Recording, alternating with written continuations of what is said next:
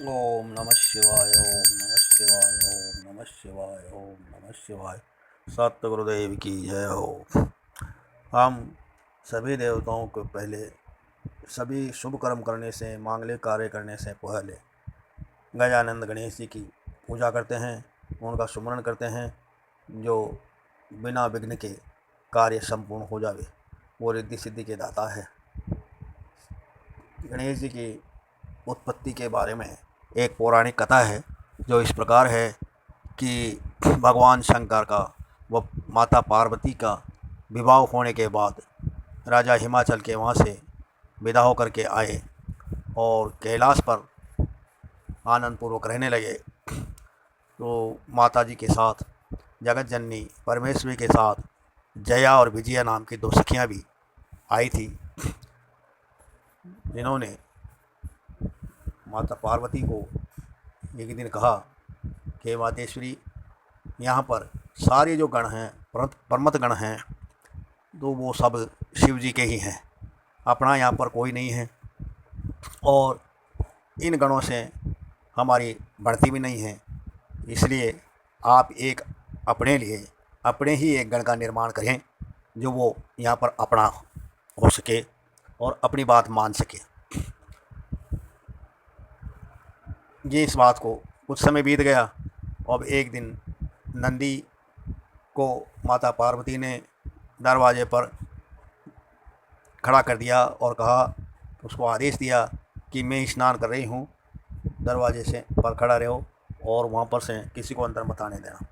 माता पार्वती स्नान करने लगी, लेकिन उसी समय भगवान शंकर भंग छान करके विनोदपूर्वक वहाँ से अपने भवन में आने के लिए उद्यत हुए। और जैसे ही दरवाजे पर आया तो नंदी ने मना किया कि इस समय माता स्नान कर रही है, आप अंदर मत जाओ। लेकिन चूँकि गण उनका ही था, इसलिए उसको फटकार करके एक तरफ करके शंकर भगवान अंदर आ गए। माता ने देखा तो लज्जा से एकदम खड़ी हो गई और अपने कपड़े पहन लिए। उस दिन उनको बहुत शर्मिंदगी महसूस हुई और शंकर भगवान से भी निवेदन किया कि आप ऐसे मत आया करें, वहाँ दरवाजे पर आपको मना किया था, हमको अच्छा नहीं लगता। वो बात हो गई। उसके कुछ दिन बाद में माता ने पार्वती ने विचार किया कि वास्तव में अपने सखियों ने जो कहा था कि अपना एक गण होना चाहिए जो अपनी ही बात माने। तो जब वो नहाने बैठी, उस दिन भाद्र पक्ष की चौथ थी। उन्होंने अपने शरीर के मेल से एक पुरुष का निर्माण किया, जो बड़ा हष्ट पुष्ट विशालकाय और शूरवीर था, सुंदर था, कांतिमान था। उसको उन्होंने वस्त्र आभूषण दिए और एक हाथ में डंडी दे दी। उसने कहा कि माता, मुझे किस कारण से उत्पन्न किया है, मेरे लिए सेवा बताओ। तो माता ने कहा कि बेटा, दरवाजे पर खड़ा हो जा और मेरा आदेश है, कोई भी आए उसको तो आने मत देना जब तक मेरी आज्ञा नहीं हो। कि ठीक है माता, मैं किसी को नहीं आने दूंगा। और वो दंड लेकर के वहाँ पर गेट पर खड़ा हुआ। उसी प्रकार से भगवान शंकर विनोद पूर्वक की जब वो समय हुआ और वो आने, तो गेट पर उनको वो खड़ा मिला। जब वो कि ये कौन है, द्वारपाल, भाई नया द्वारपाल कहाँ से आ गया। वो अंदर जाने लगा तो डंडी उठा करके आड़े लगा दी कि आप अंदर नहीं जाओगे, कौन हो आप, माता का आदेश है, वो स्नान पर बैठी हुई है, आप अंदर नहीं जाओगे। जब शंकर भगवान ने देखा है कि अपना भवन है, अपना ही मकान है और अपन को अंदर नहीं जाने से रोकने वाला कौन है, तब कहा भाई मैं, मेरा ही भवन है, मैं, माता पार्वती तेरी माता है तो फिर मैं तेरा पिता हो गया, है कि नहीं, तो मैं अंदर जाऊँगा। कहने अंदर जाने की ज़रूरत नहीं है, और अगर ज़्यादा करोगे तो तुम्हारे जैसे निपट लो। तो डंडी लेकर के खड़ा हो गया। जब शंकर भगवान ने सोचा कि ये बालक है और मैं मेरी उम्र के हिसाब से तो दुनिया से मतलब इससे झगड़ा भी करूँगा और जीत भी जाऊँगा, या इसको धक्का दे के भी चल जाऊँगा तो दुनिया ही ये कहेगी कि देखो एक बालक के धक्का दे दिया, बड़े आदमी ने उसकी बात को समझा नहीं। तो वो समझ के चले गए। उन्होंने अपने गणों का कि नया द्वारपाल किसने खड़ा कर दिया, अपना द्वारपाल क्यों खड़े नहीं है अपने गण। तो भगवान उसने अपने द्वारपालों को भगा दिया, कह जाओ और उसको द्वारपाल को वहाँ से हटाओ। तो वो गए गण, जा करके उसको कहा भाई तू यहाँ पर खड़ा है तो यहाँ से हट जा, यहाँ द्वारपाल तो हमारे ही रहेंगे और तू ये इस जगह को छोड़ दे।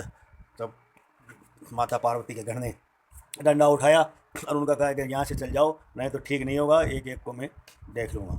तो आपस में उनमें खूब काफ़ी झगड़ा हुआ, तो डंडे से उसने शंकर के गणों की पिटाई कर दी। पिटाई कर दी तो भागते हुए शंकर भगवान के पास गए, शिव जी के पास गए कि भगवान वो बहुत बलशाली है और वो किसी की नहीं सुनता, वो झगड़ा करने के लिए तैयार रहता है, वो नहीं हट, हमारे से नहीं हट रहा। तो उसके बाद में कई देवताओं ने उसको समझाने की कोशिश की, लेकिन जो भी समझाने आए तो अपना विशाल रूप धारण कर लिया और वो कहा कि तुम्हारे जैसे युद्ध कर लो, चाहे कैसे भी निपट लो, मैं यहाँ से हटने वाला नहीं हूँ जब तक माता का आदेश नहीं होगा। तो शंकर भगवान को जाकर के कहा, भगवान वो तो बहुत हठी है और जब तक माता का आदेश नहीं होगा जब तक वो हटने वाला नहीं है, ये उसने कहा है। कि ठीक है, तो फिर मैं ही देख लेता हूँ। फिर जैसे शिव जी गए और शिव जी के उसके काफ़ी टाइम तक आपस में वाद विवाद भी हुआ और भगवान को गुस्सा आ गया, तो उन्होंने अपने त्रिशूल से उसकी गर्दन काट दी। जैसे गर्दन कटी और माता को पता चला तो माता बहुत क्रोधित हुई और क्रोधित होकर के उसने देखा कि मेरे पुत्र को इन्होंने मार दिया है, तो अपनी शक्तियों को प्रकट किया और उनको आदेश दिया कि जाओ इस सृष्टि का प्रलय कर दो। तो सारी जगदम्बा की शक्तियाँ चारों तरफ हाहाकार मचा दिया और उसका प्रलय प्रलय करने लग गई। जब सारी त्रिलोकी कांप उठी कि अगर इन शक्तियों को नहीं रोका गया तो निश्चय ही सारी सृष्टि का प्रलय हो जाएगा। सब के सब शंकर भगवान के पास गए, भगवान ये क्या वो, कि भाई अब ये तो हो गया जो हो गया, इसका निवारण कैसे हो, निवारण तो वही कर सकती है। सारे देवता माता जगदम्बा के पास गए, उसकी स्थिति की, हे जगदम्बा तू जगत जननी है, महादेवी है, परमेश्वरी है, परम शक्ति है, इस संसार की माता है, तो तू ही हमारे इसका निवारण कर, इस प्रलय को रोक, तेरी शक्तियों को समेट।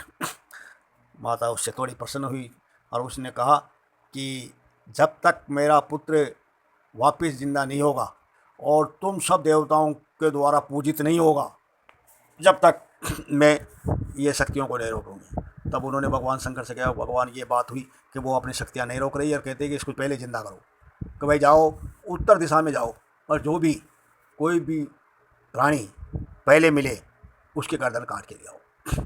तो वो वहाँ पर गए उत्तर दिशा में, वहाँ जा कर के देखा तो एक हाथी सबसे पहले मिला जिसका एक दांत था। एक दांत का हाथी मिला, उसके गर्दन काट के वहाँ पर ले आए, ला करके कि इसके जोड़ दो। फिर उन्होंने उसके जो माता का पार्वती का पुत्र था उसके गर्दन जोड़ दी। जोड़ने के बाद में उन्होंने कहा कि भगवान शिव जी ये अब आप ही इसमें अपनी शक्ति का संचार करिए, जिस प्रकार से आपकी शक्ति से हम सब उत्पन्न हुए हैं, हमारे अंदर प्राण हैं, उसी प्रकार से उसी शक्ति से इसको भी आप सर्जीवन करो। तब हाथ में जड़ लेकर के उसके जैसे छांटा लगाया वैसे ही वो खड़ा हो गया, जीवित हो गया। जीवित होते सारे प्रसन्न हो गए, सबों ने उसकी स्तुति की, स्तुति करके उसका पूजन किया, पूजन करके पुष्प बाढ़ाए, हार चंदन सब कुछ उसके समर्पित किए, बहुत अच्छे अच्छे वस्त्र पहनाए गए और माता को ये संदेश पहुँचाया कि माता वो जीवित हो चुका है। और माता के पास ले गए तो माता बड़ी खुश हुई। खुश होने के बाद सब देवता भी बड़े प्रसन्न हुए और भगवान शंकर भी खुश हुए। तब माता ने कहा कि ये मेरा गण सब गणों में सबसे पहले पूजा जाएगा, सब गणों का अध्यक्ष होगा। तो ब्रह्मा विष्णु महेश तीनों देवों ने, उनके साथ साथ सभी गणों ने भी, सभी देवताओं ने भी ये स्वीकार किया कि हमारे पहले इसकी पूजा होगी, यही गणाध्यक्ष होगा और ये सभी गणों का अध्यक्ष होगा। तब से ही उनका नाम गणेश, जो गणेश गणों का देवता है, वो नाम रखा गया। और भगवान गणेश जी महाराज की तब से ही सब देवताओं के पहले, सर्व कार्य से पहले, सब शुभ कार्यों के, मंगल कार्यों के पहले, सबसे पहले इनको ही पूजा जाता है। किसी प्रकार का कोई विघ्न नहीं फैलता है। देवताओं के पहले, सबके पहले इनकी पूजा की जाती है। आज ये गणेश चतुर्थी के दिन इनका महोत्सव मनाया जाता है। सभी इनका व्रत रखते हैं, पूजा करते हैं, मंदिरों में झांकियाँ बनाते हैं, सभी प्रकार से इनकी शोभा करते हैं। तो ये सभी को धन धान्य से, पुत्र पौत्रों से, सबसे संपन्न कर देते हैं। भगवान गणेश जी महाराज की जय हो, भोलेनाथ की जय हो। शिव गौरख, शिव गौरख। ओम नमः शिवाय, ओम नमः शिवाय, ओम नमः शिवाय, ओम नमः शिवाय। बोलो शंकर हरिया।